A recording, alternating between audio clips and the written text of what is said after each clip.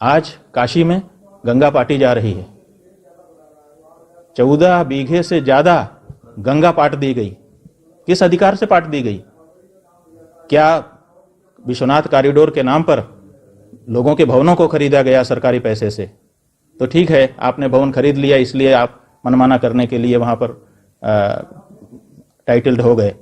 आपने मंदिरों को कैसे तोड़ दिया, मूर्तियों को कैसे तोड़ दिया?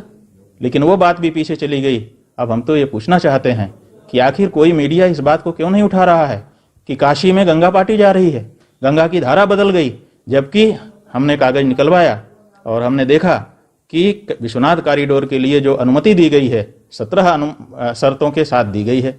उन 17 शर्तों में पहली शर्त है कि गंगा की धारा को छेड़ा नहीं जाएगा, गंगा की धारा को बाधित किया नहीं जाएगा। ये पहली ही शर्त है और उस पहली शर्त को ही पालन नहीं किया जा रहा है और काशी विश्वनाथ कॉरिडोर का मलबा इधर निकाला जा रहा है, गंगा में फेंका जा रहा है और उधर से बालू पाइप लगा करके लगातार कई महीनों से 6 महीने से लगातार 3 पाइप चल रहे हैं और गंगा जी को पाटा जा रहा है।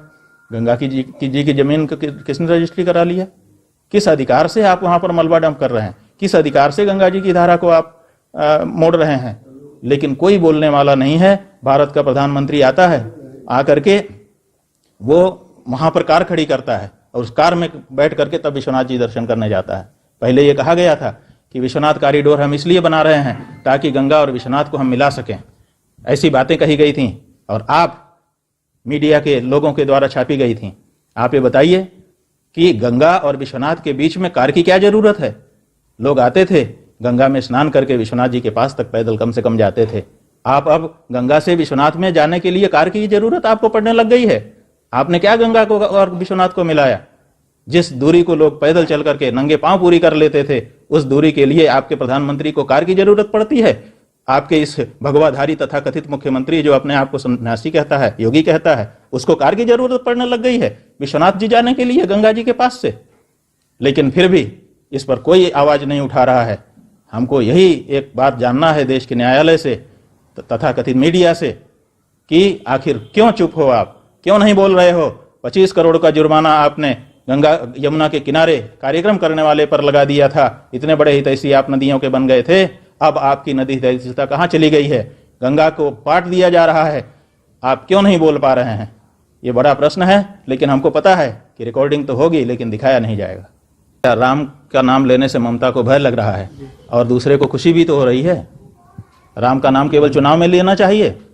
क्या राम का नाम चुनाव के लिए बना हुआ है?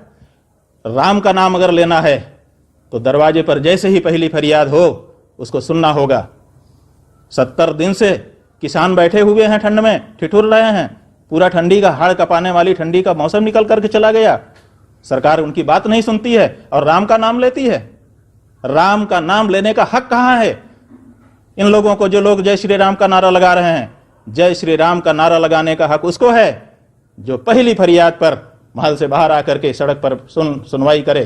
कुत्ता भी राम के दरबार में गया शिकायत करने के लिए, तो कुत्ते की बात को सुनने के लिए राम महल से बाहर निकल करके आए। क्योंकि जब उन्होंने कुत्ते को बुलाया कि आओ हमारी बात कहो, अपनी बात कहो हमारे दरबार में, कुत्ते ने कहा मैं कुत्ता हूं, मैं राम के दरबार में नहीं जा सकता। अगर राम को मेरी शिकायत सुनना है तो उनको यहां पर आना चाहिए। राम जी महल से निकल करके कुत्ते के पास गए थे।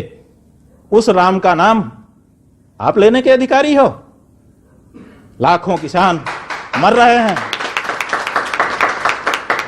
उनकी क्या हालत है? और आपने उनके लिए लोहे की कीलें सड़कों में धंसा करके रखी हुई हैं और आप जय श्री राम का नारा लगा रहे हो। थू है ऐसे मुंह पर जो राम के नाम को राजनीति के लिए इस्तेमाल कर रहा है, और थू है उस ममता बनर्जी के नाम पर जो इस बात को साफ नहीं कर पा रही है और राम के नाम से चिढ़ रही है।